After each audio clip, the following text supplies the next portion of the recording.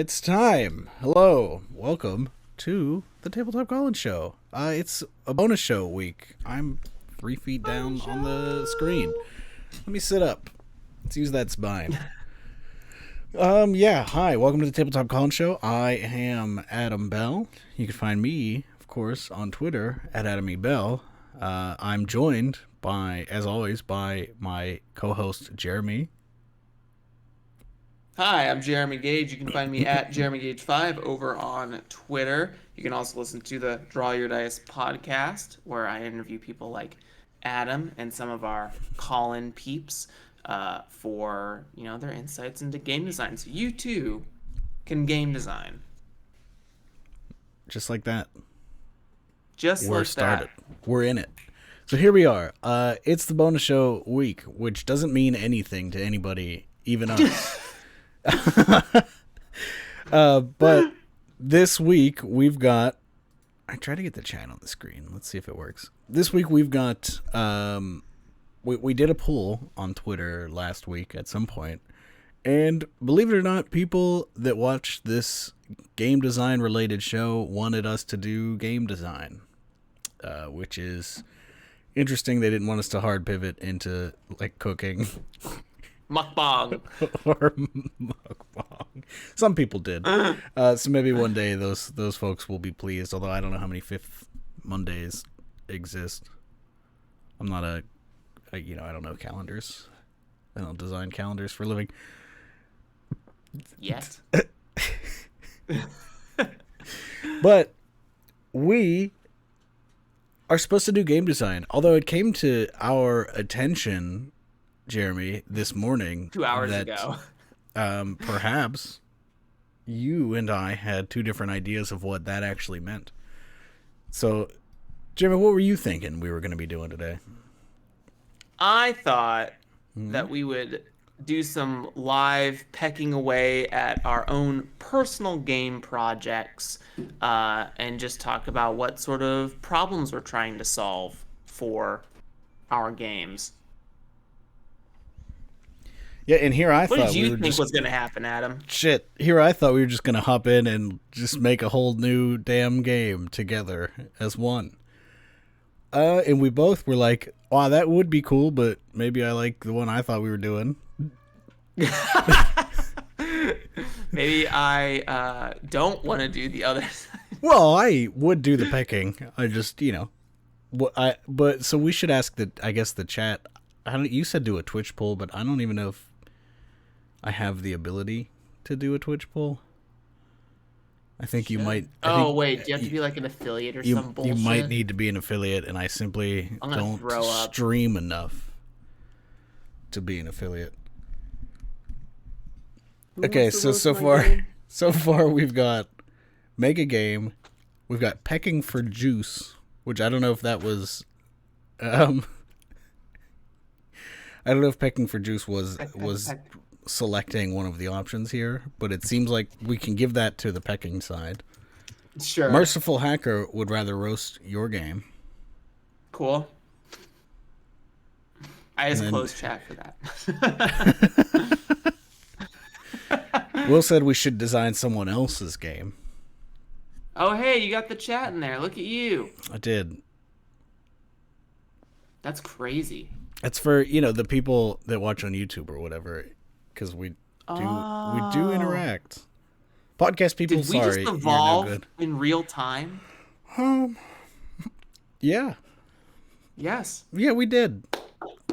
In real time, just like that.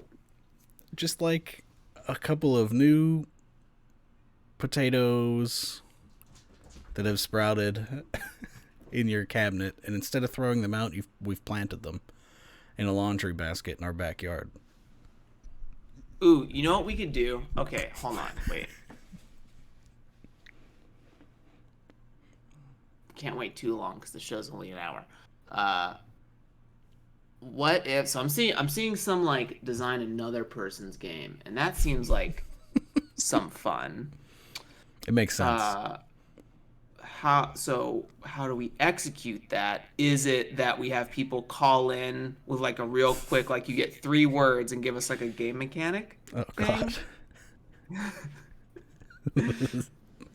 We're pulling it back to see. There is some juice there. Pulling it back to the Colin Show idea. Let people slide in. How do we also get the game design document on here? Well, there's always ways. Please. That should be doable. I guess. What do you really want to do, Jeremy? Do you want to peck? I'm fine. I already told you I'm indifferent, and that's it. I'm flexible. Yeah. It's the restaurateur in me. Right. I'm also flexible. It's just the way I am.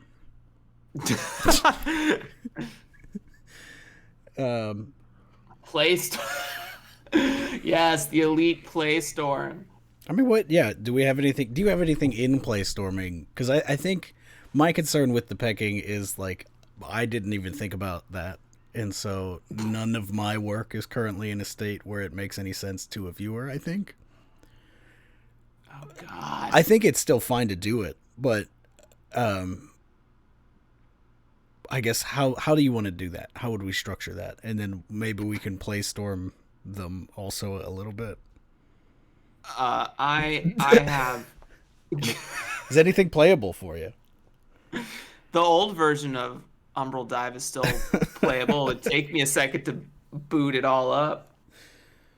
But what about the new version? That's fresh. That's fresh to like as of yesterday. Oh boy. Which one's the old version then?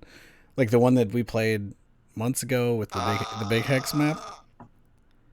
I'll be honest, I don't think it's worth it at this point. Great. Yeah. Old version's dead. I killed the darling. Let me just look at my projects. How about this? Hangout episode. Talking about games. Also, I've got my assets liquidating currently for my Sigma male lifestyle. That now I have to keep consistent for the show. I ate breakfast 6 hours ago, so I am hot. Okay, I want to deconstruct the two things you just said. Your assets are liquidating because you ate breakfast 6 hours ago. I just want to be clear on what these assets are and what it means to liquidate them. He's gone. It's just me. I gotta vamp myself. I didn't want to take us down for having my shirt off. Can you lose your Twitch access for that? Yes. But that depends on the person you are and the circumstance also. The Puritans really did Lots win. of controversy. Where'd my other earbud go? Oh my god. Oh, there it is. So yeah, the games that I'm working on, I'm trying to think, fuck. They're all in such weird spots because I'm good at getting games to certain spots and then giving up for an amount of time. How about this? How about this? I'm listening. This is derailing very quickly. Why don't you spend the next 10 minutes talking about all of your projects? All of them? Yeah, all the ones you have letters on a document for. Okay. I gotta start? You want me to start? Yeah, and it'll give me time to like swish oil around in my mouth. Oh my god. Don't let it touch the back of your throat, people. Alright. Here, we're getting a little sneak peek. Oh no. Jeremy's face left and turned into a duplication. They don't need me. No. No, yes. No. They need you. What program are you using there, Adam? That's Jira. Nice. Jira is what I sort of use, even though I haven't touched it in a little while, so maybe I don't use it. But Jira is what I use to organize my thoughts and organize my game design. And I'm trying to talk and also remember what I'm supposed to be doing with you Interact. That's so interesting that you use a project management tool to organize your thoughts Oh my for god. game design. Is it? It I, is. yes, I think It's we have a couple unbelievable. people. I think Good Luck Press with Will Yopes and Seb Pines. Uh, I believe they use Trello for their project management Mm. stuff, and I use ClickUp. Click up. Clicking up. Yeah, so here we ClickUp. are. This is most of the projects, which actually we're missing one, and it's probably the one that will release the soonest, except for Grasping Nettles, which is coming out soon. Asterisk or trademark, whichever one. It is hopefully coming out soon. Jeremy, I don't know where your face went, and it made me sad, but I'm It's giving all up. right. We'll get it back. I'm hiding the whole box. Yeah, so each project is represented by a project in Jira. So let's just take a gander at Uneasy Lies the Head. So Two E. yeah, 2E or reboot. I haven't decided what I'm going to call it. Uneasy It Lies Two Heads. right. It comes in at what's the current situation with this? So Uneasy Lies the Head, and I know I've talked about this at least a little bit on the show before, but who cares?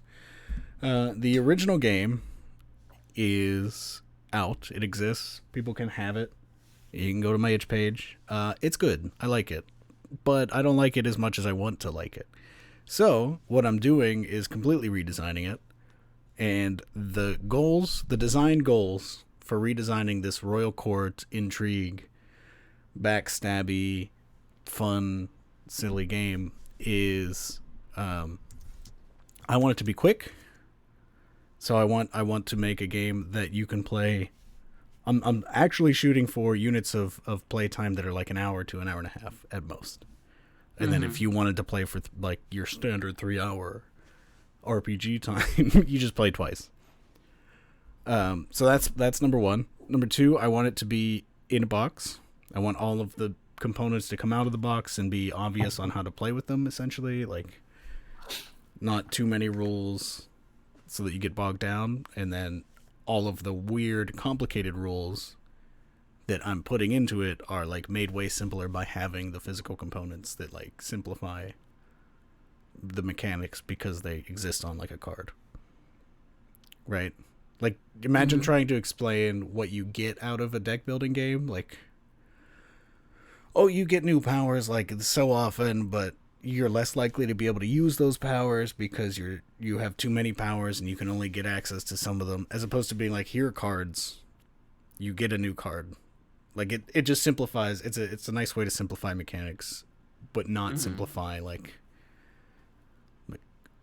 the complexity of the actions that you're doing. So where are we at with it? It's got I did a play test. It was probably like 2 months ago now. So I did a play test about 2 months ago. I found some things I liked. I found some things I didn't like. And it was since then that I was like, no, really, I should shoot for the hour here because I think it could work. So the way it's gonna work is basically the game is going to come with a handful of backdrops. I don't know how many. I don't know how expensive it is to print cards yet. This is still, on the horizon. But an amount of backdrops equal to my budget. And so those backdrops are each going to have a few things. They're going to have like the character archetypes. So in the original Uneasy, there are 6 character archetypes. There's like the monarch, the general, the religious leader, and 3 other ones. And they're the same across all the backdrops. So you could play the high school backdrop and somebody's still the monarch. And it tells you, it's like, oh, the monarch in this case is like the president, the senior class president. But I've decided for this, like, to make that explicit. So make backdrop exclusive character archetypes so that you can be like, I don't know, what's a back... Jeremy, pitch me a royal court backdrop real quick. A royal court backdrop? And this being in the context of like the scenario at hand or a Yeah, setting. yeah. You will make a setting that will have scenarios ish. So, I'm trad fantasy adventure fan. Uh, let's do the backdrop is the kingdoms are being invaded by uh elementals, Ooh. and in order to uh calm them, you have to get a hold of like these corrupted anchors, like elemental anchors, right? So if I imagine like flame or magma elementals that are like storming you from one direction, far off near a volcano, there's like a crystal that's all purpley and like pulsing and shattered and it needs to be restored. Reverence to nature. Okay. So so in that setting, who are the people in charge? Like, who are the big players? Because I those think the big there players are going to be is the available archetypes. Arc Druid, uh, Mm-hmm. fucking some sort of ranger that's like guide through the wilderness. Mm-hmm. There is a Mo Effin. Uh, let's see. How about a some sort of animal? Someone plays an animal, like a representative of the wild. That could Great. be cool. And someone plays like a ghost, like a dryad or something, like a Mm-hmm. representative of. So the animal could be like the representative of like the society or culture of the forest, and then something can be like the structure of the forest or something. Yeah. Oop. Where did the thing go? Oh, there's your face. Kind of. um. Yeah. So that's good. So that kind of like already you've done so much in that setting and like what kind of funky intrigue people are going to be doing in that setting. Because instead of it just being like, oh, okay, somebody's the fucking monarch. Now, yeah, we've got an arc druid. We've got all hmm of these different weirdos, and they're still going to do the same types of intrigue that the monarch and the general and those people would do in a different setting, but they're different. And so each one of them will have like a special move that they can use once per game and stuff like that. Yeah, there's a lot. This is gonna be a longer term project for me. It hmm still has been, but it's pretty exciting because I think there's a lot of good ideas. Like what you just did made me happy because like that is gonna be the most interesting thing is coming up with the backdrops or getting people to like design the different cards. I haven't decided yet, but Hire me to make you a micro setting, Jeremy I, Gage. I could do that. I probably will. I've done it before. Confirmed. Have like previous product. Yeah. Yeah, look out for Jeremy's thing in Grasping Nettles. It's pretty good. Playing it. So that's that. You want me to go through all of them? Let's go. Well, you're at your 10 minutes if that matters. I am. Oh I'm well, not saying then I want time. I'm just saying that you have a lot of prod. You'll if you want to take the show, take the show. no.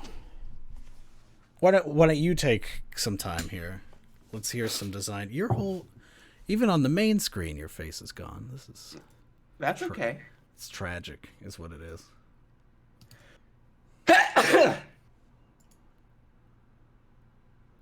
Bless you. I'm gonna My die. God, have mercy on your soul. There you Get go. out of him. Um. Well, if anyone here has been listening to the podcast, you know that I am working on a game called Umbral Dive, The Draw Your Dice which podcast. is the Draw Your Dice podcast. It is my Final Fantasy Heartbreaker that I want to also be like a tactical adventure game, like leaning into the trad adventure like Pathfinder, D&D, tactical board sort of space, deciding whether or not that's like special unit stuff, like you play a character, or is it like squadron based, similar to like Fire Emblem and Band of Blades, right? And so uh, I have recently decided that yes, tactical indie games I think are so underexplored that I guess D&D at one point was an indie game. Pathfinder at one point was an indie game, right? Maybe. I don't know. Do they company backings as a count? Anyways, I agree. I think there's a lot of like tactical indie space that needs to be explored on the tabletop side of things that are not board games. Although I guess you could classify it. This is going to get into a philosophical discussion Keep it very going. quickly. Uh, anyways, yes, I want to make a tactical, you fight on a grid sort of game um, that has inspirations from MMORPG video games like Final Fantasy, like World of Warcraft, like Guild Wars, that bring sort of like raid fights to the table in interesting ways that you can like programmable AI enemies. But recently, I've been working on Umbral Dive for the last couple months, and I came to a scenario where the game sort of like lost its way, and it became imagine like a piece of clay or something like that. And I've been working it, or no, actually, bread might be a better example here, like a bread dough. So like I've been working this bread dough, working it, and now it's too tough. Like it's no longer the thing I set out to make when I put all of these ingredients You together. activated that gluten a So little too much. yeah, exactly. So I Oh. need to like step back, and really like reassess what I'm making here and how I want to execute gameplay and like what is the loop. There's like some Iron Sworn inspirations I want to do for sure. Um, and like as far as like the milestone system is concerned, the asset stuff. I recently looked at Legend of the Five Rings, and I kind of like the build a dice pool for success system, but you only get to keep based on a particular set of attributes. Like you only get to select dice from a particular set of attributes. So that's interesting to me as well. And ultimately, the one thing that I'm finding weak in my previous design was the role play bits. How do I help facilitate emergent role play so that it isn't just like battle to battle to battle? And something that you've helped inspired along with Momedos from the creation of the Arc Doom game is how do I get sessions to be a constrained amount of time so that it's not sort of like how do I force combat to be a specific time amount? Is there like start a timer for 10 minutes and every like 2 minutes something happens, but then I have to make like unit gameplay very quick and easy as well. But if it's tactical, it's not going to be necessarily the case because there's planning and things that have to be involved. So it's about like finding the right balance of introducing real time bits to make a more streamlined gameplay process, but also still allowing the facilitation of tactical play without putting pressure on players who just need a little bit more time to figure out what they're doing. Um, yeah, that's Umbral Dive in a nutshell. So I've pulled back. I'm coming full scope. I'm looking at the setting. I'm looking at how the setting and mechanics talk to each other. How do I bridge those things? And what are like die mechanics that I find interesting beyond like the D20 pass fail. I think one thing I really like recently or last night that I thought about is there's a lot of like Magic the Gathering gameplay that's inspiring this as well. And I think that what I want to do is you'll build your dice pool. You'll have your specific keep dice limit. The highest dice determines your success or failure, like the highest rolled dice. And then like in terms of double duty, and this is something you talked about with your tactical storytelling game with Blades in the Dark, your mechanics for that is that all those other dice seem kind of useless once you determine your single highest result.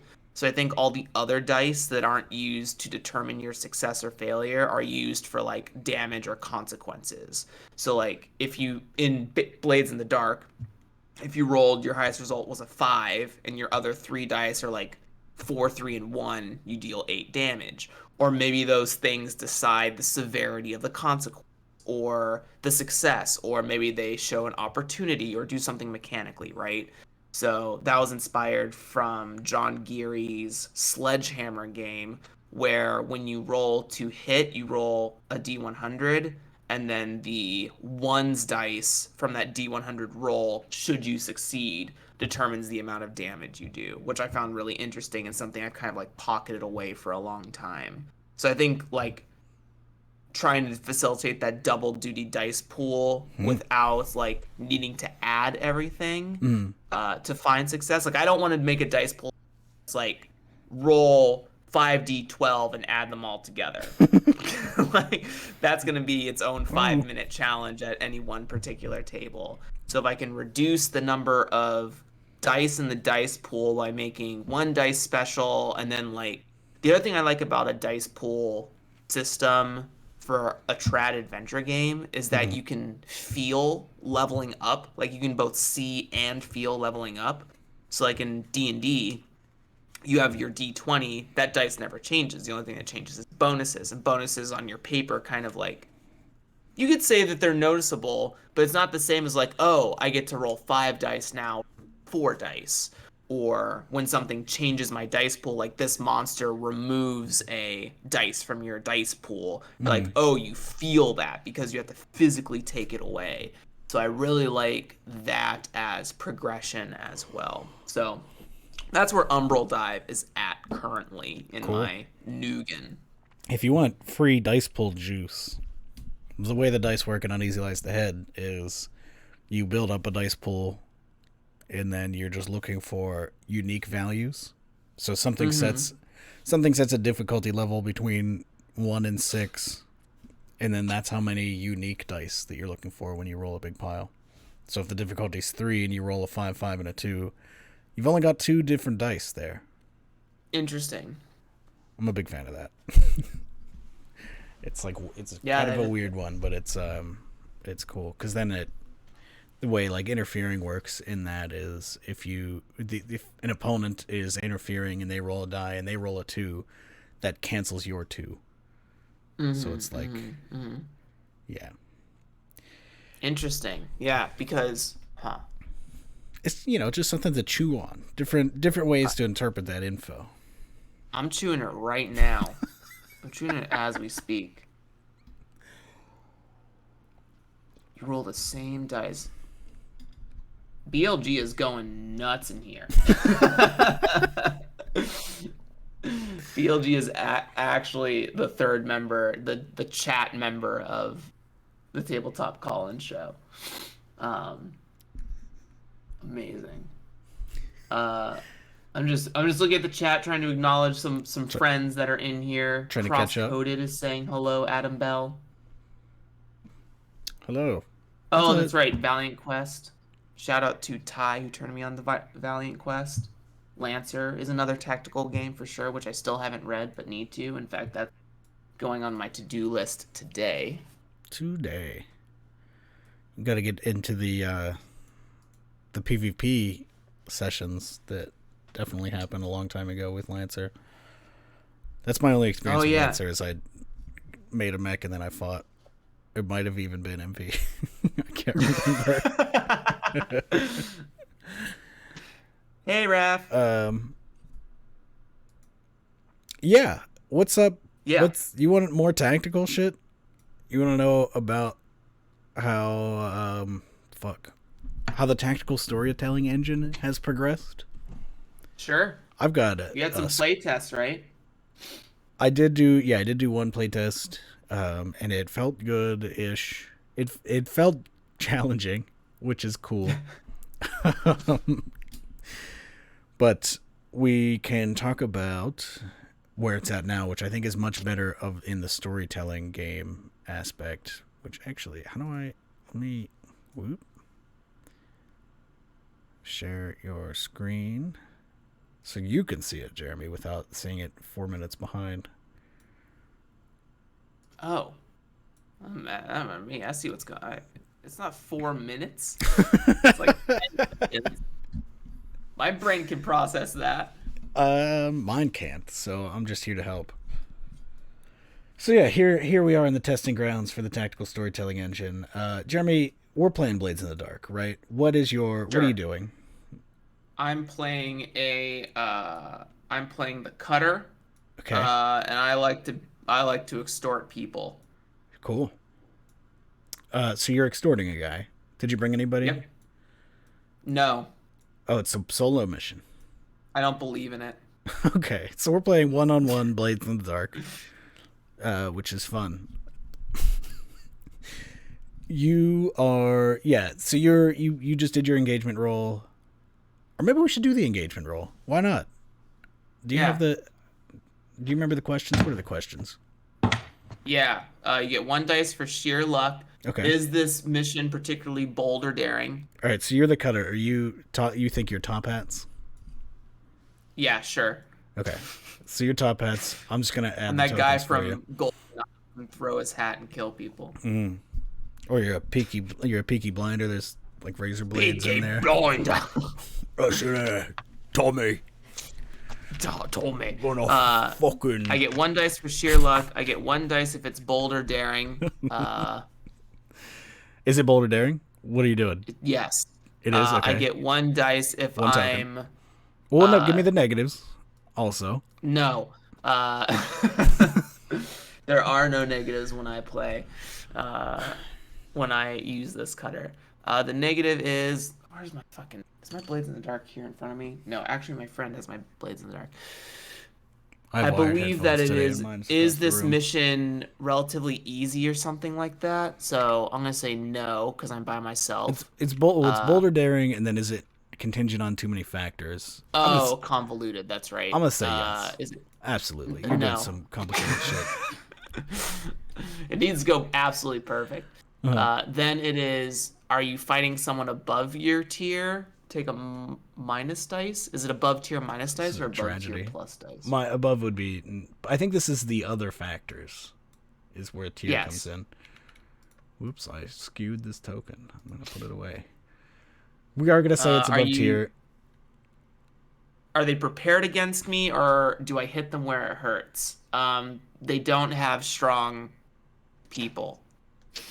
Okay, so you are when hitting I beat them where them it hurts. up, I'm strong against them. All right. Great. Are they prepared against me? They have a building. I can't do too much to a building. Oh, okay, great. All right, so here we are. We've assembled our token pool. You're rolling 3 dice. 3d6. I'm rolling as the GM. I've got these sun tokens, which are GM tokens. I'm rolling 3d6. I'll roll mine on the screen. You can random side. I rolled all sixes. You rolled all sixes. No, I did not. Well, first off, the way we're gonna do this is we're resolving these from bottom or from lowest to highest. Mm-hmm. And with the engagement roll, we don't get too into the story until we've resolved everything. So let's just do that. Do you have any ones? I have 2 ones. Oh, that's rough. I got to tell you. So with a 1, you can move. So we do all the ones, and ones can't capture other tokens, which is the goal. You want to capture tokens, but you can move your tokens to anywhere on the grid. Did you roll? I did. I got a 2, a 5, and a 6. Cool. So where do you want to move? So I get to move anywhere on the board with my 1? Yeah. And you can do it twice because you got 2 ones. So you'll have to tell me unless you're in this roll 20. No, I'm not in this roll 20. No link, baby.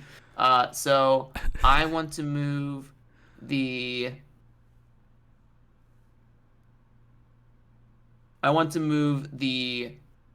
hat. Wait, no, I'm the hats.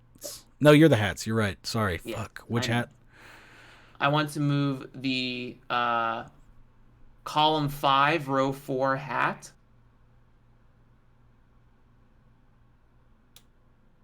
You got? All right. Did you track that? Oh, the hats. I keep looking at the Sunsfield. I was like, there is no hat in column 5. Okay. Where's it going? I want to move it one to the left. Okay. Smart. And then I have another one. Mm-hmm. I want to move hat column 3, row 1. I want to move it to column 5, row 1. Great. All right, what are your other dice? My other dice is a 2. So you will go as well. Because the player Do goes I have first. to move? Yes. Yes. Yeah, we're going to go ahead and say yes. I mean, you want to take tokens. Then So I'm going to move column 4, row 4 to column 5, row 5. column 4, row 4. So for the viewer and also for Jeremy, the way that the moving works is you are superimposing the die as if the die had a 3x3 grid on it. From one pip, move a token from one pip of that die to another. So the move you described is illegal. Yes, that is. And also, correct. I would recommend using, since you have it too, I'd recommend using one of your moves for the ones to like set yourself up so that you can take at least one token, so you're not in a horrible, desperate position. No, I'm all right.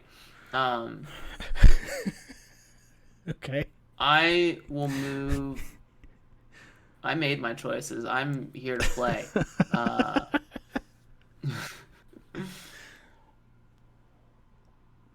I will move. Am I imagining this correctly? There. Okay. I will move row 2. Oh, I'm sorry. Yeah, column 2, row 3, hat to 4-4. Or 4-5, excuse me, 4-5. I was going to say 4-4, no good. Great. Okay, so now it's my turn. So I'm going to move this with my 2, I think. You moved my hat. God damn it. What's with me in these hats? I'm going to move this with my 2, and then I'll move this with my 5. So I'll take this hat. And then I'll move this with my 6, and I'll take this hat. Sure. So I've taken 2. You've taken 0. Yeah. What that means, especially for this engagement roll, is definitely you are starting off in a desperate position. Cool, So it seems get XP. It seems like your plan for this engagement was to like bust in the front door. Like, with, do you have a gun? Do you have a big sword? What does this cutter have? Oh, it's just the hat. I have no weapons, just my hat. It's not bladed. It's just a hat. It's just a cool hat. Yeah. So nothing but your fists. Okay, so you walk in this door and I don't have hands. somehow your hat gets knocked off. I'm upset. And there is what you might refer to as a small gang in this doorway. So that you're in a pretty desperate position. Cool. I'm going to use Anchor from Band of Blades and increase my scale by 1. So Great. now I'm small gang. That's what I was hoping you would do, is something that makes you a small gang. Yeah. Yeah. So I fight like I'm a small gang. Uh-huh. What happens next? What do you want to do? Are you trying to fight as a small gang? Yeah, I'm gonna skirmish. I'm gonna fucking beat him up, dude. Okay.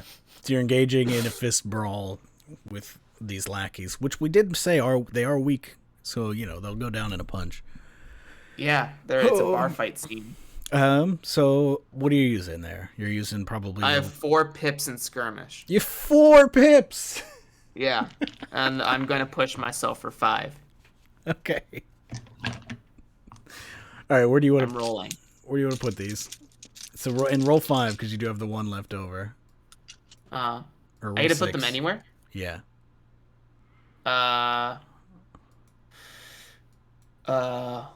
1133.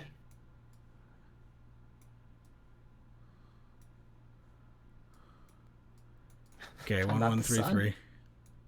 1133. Why is there a gun?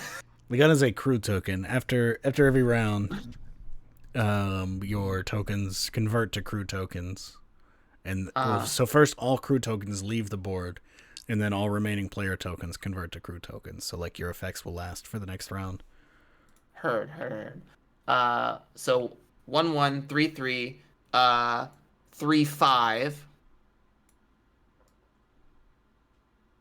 Column three row. Wait. Yeah, that's fine. The opposite also 5-3.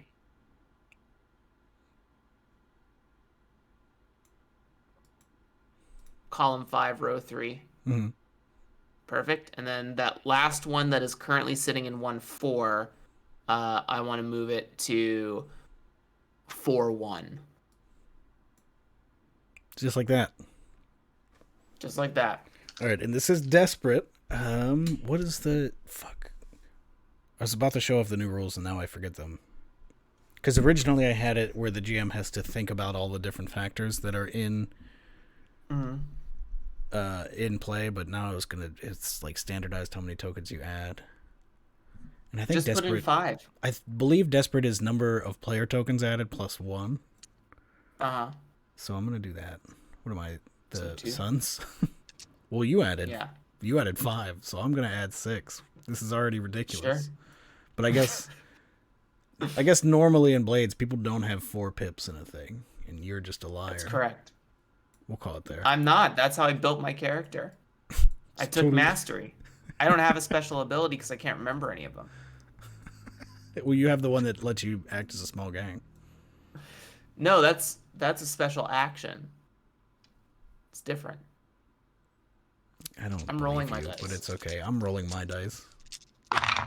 Wow, pretty good. Prepare to get beat up. I'm still working on it.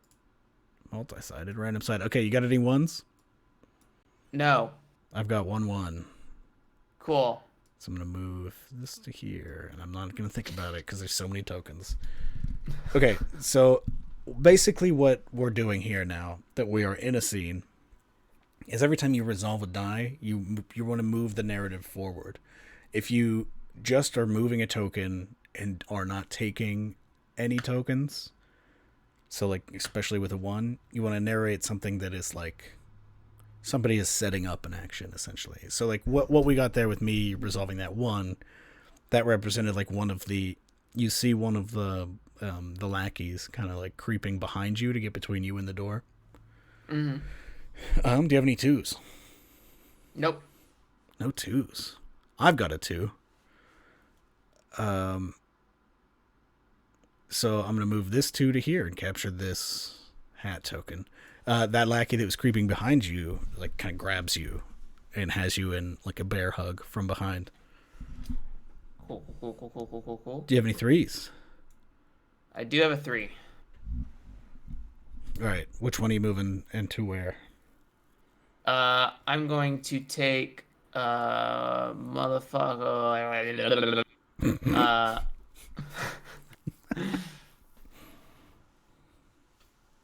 I'm going to take hat 5-3 and move it to uh 4-4. 1-3. You don't want to take a token. I am taking a token. I'm One moving 3 hat 5-3. 5-3. Oh, this one, not Yeah, 3-5. that's Got it. correct. 5-3. Yes. Okay. I have 2 more 3s if that matters. Sure. I mean, if you want to resolve them and like do one big action. Cool. Then I will move 3-5 to 4-4. Okay.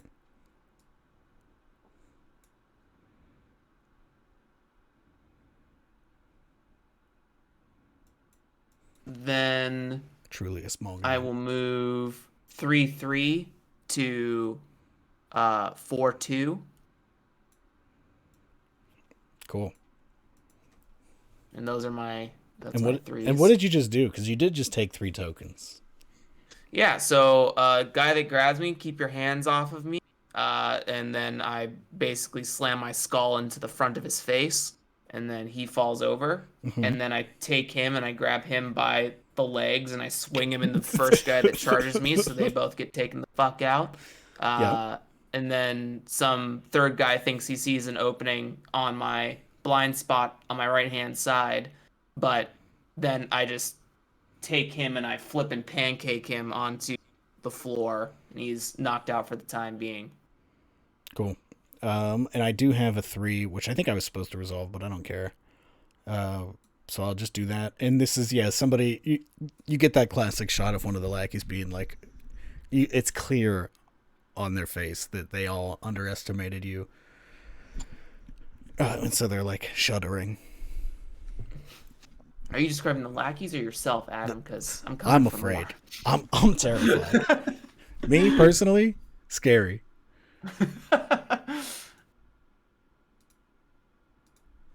Do you have I any have no force? force to resolve. Oh, okay. So here we go. We've got like fresh lackeys coming in with all these 4s.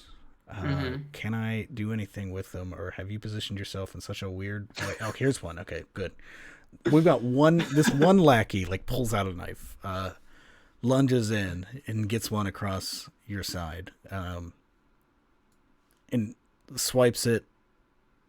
Kind of swipes it up. So this is gonna be. That's 2 dice. Okay, so that's always. Oh, okay, he can get this crew token too. So that is going to be, that big move is going to be a level 2 harm, stabbed, which you could resist, of course, as usual. I'm gonna resist and put more tokens on the board. I don't think that's. I also have 4 prowess, so I'm gonna roll 4 prowess to see. Well, hang on. We're still resolving this one.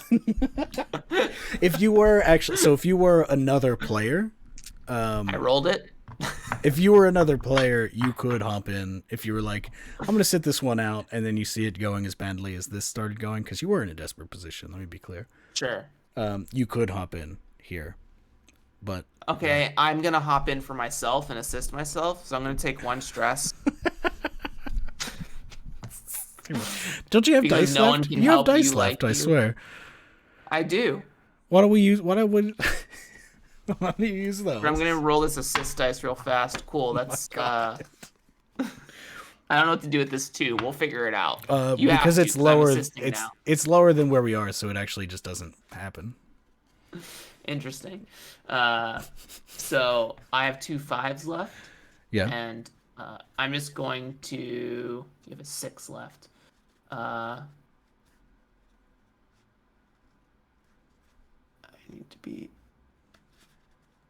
in between. It's really hard to escape from the 6s. I'm not gonna lie. That's not true. That's not true.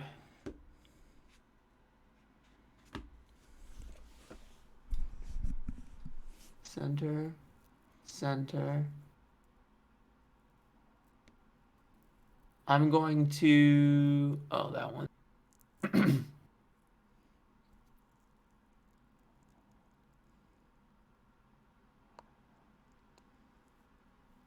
I'm going to move 4-4 to 5-3.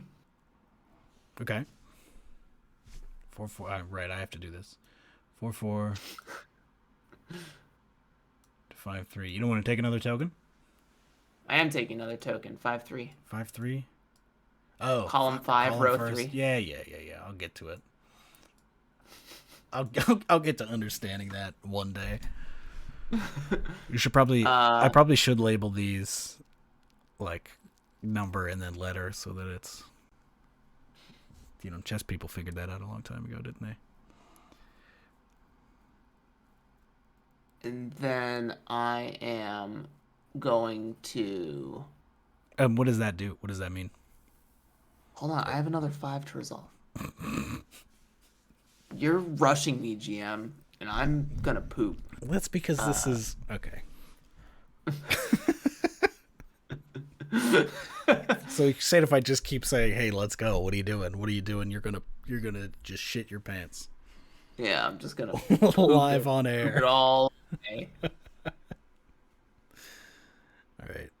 While you think, I'll see if I can get your face back on the old screen. I don't think I can.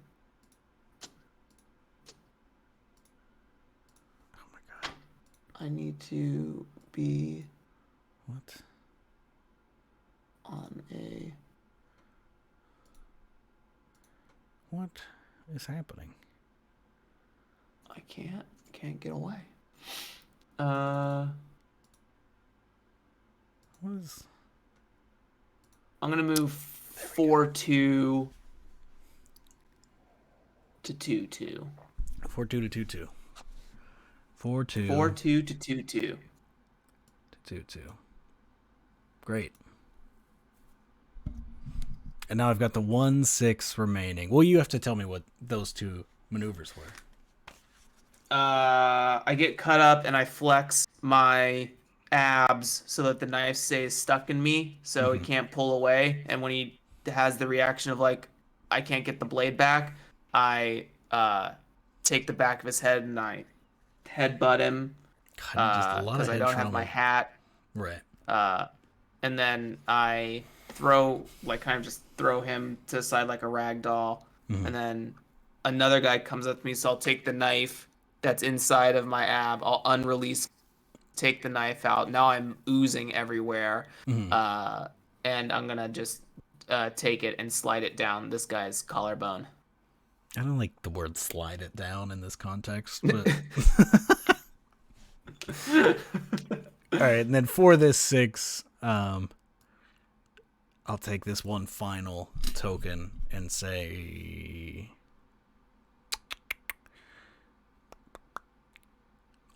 I think this is it's just like them like closing in on you essentially. Like it's going to be tough for you to get out unless you resist that consequence. I would like to roll skirmish again. My 4-pip skirmish. All right. So that's how that works, especially if you've got one of these players. Actually, I want to of these players. What the fuck do you mean? Actually, I just want to do the one action that I'm good at. Yeah. Even hey, you're doing research in this library. Can I roll skirmish to fight the book knowledge and get it into my brain? So yeah, that's where that's at now. The thing that was added was like the step-by-step doing the story, which to me makes it feel cool. C. Ferment wants to know, do the edges of the board have significance? No. Should they? Should they? I'm curious as to what significance they could have. Feel free to let us know in the chat. Yeah. But that is where that's at. What did you think about it with your first spin? It's good. I think one thing, correct me if I'm wrong, but is there you impose the 3D placement of the die on the field, right? Like Imaginarrative, right? Mm-hmm. So when you were crafting your 6 dice move, where do you place the token in that 3x3? Any of the pips. You move from any one pip to any one other pip. Sure, but you can move the 3. You're saying you can move the 3x, like you could have the token be the middle of the line instead of the top of the line, right? Yeah. As long as it's of those of the 9 squares on the 3x3, as long as it's one of the ones that has a pip in it, that is both your destination and origin. Is pick the pip. For me, being like, because what I was trying to do is I made an assumption about the game, so maybe this is just me not playing to that effect. Mhm. But I started all of my tokens by being like the top leftmost pip starter that it could be, because that's true of all of them except for uh the one pip, which you already say you can move anywhere, but you can't take a piece, right? So that's how that exception worked out in my brain. I think that if you were going to layer in some like positional strategy in there, Mm-hmm. I think that having a cemented starting place of the dice can also help like add a competitive element to it where so like when I made that last move before your six, I was moving in such a way I was like, okay, if he is starting in the top left corner like I have been for all of my Mm-hmm. pips, I can't this one token cannot be taken by the six. There's no like way you could swivel that around to get me. So I was thinking about like a static swivel position that might make the uh uh allow you to sort of like plan out if you can see everyone's dice, which is Mm-hmm. also useful. Because like, okay, I see that the GM has a six. I sort of want to try to avoid that consequence. So I want to maneuver my token to be in a zone Mm-hmm. that is not accept. That way, it doesn't make the six all powerful in some cases. It still has like a weakness to it. Um, but yeah, that was my thought. I I think was so the I six would is appreciate a static placement or a static starter for all dice. I'm not saying that has to be the thing. yeah. I probably Yeah, static position will be more chess-like. That's what I was thinking I of this board mm, as. I think if you were thinking of it the right way, or if you had an understanding of how it worked, I think it is also still fairly like because you could see what each piece where each piece can go. Like if you know that it's a six, if you know that it's a six and the opponent still has four pieces on the board, there's basically nowhere that's safe, even if you did the way that you were saying.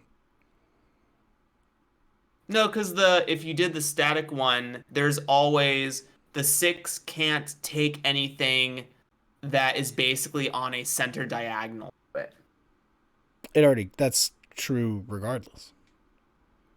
If it's one space diagonal from it, it can't take it, no I matter how suppose you that is orient the true. six. Wait, yeah, I suppose that is true. Huh? Then how? I thought I The counted problem that. was Whatever. there were four pieces. So there was nowhere that was Yeah. Yeah, I one think it was space one that I diagonal. didn't account for.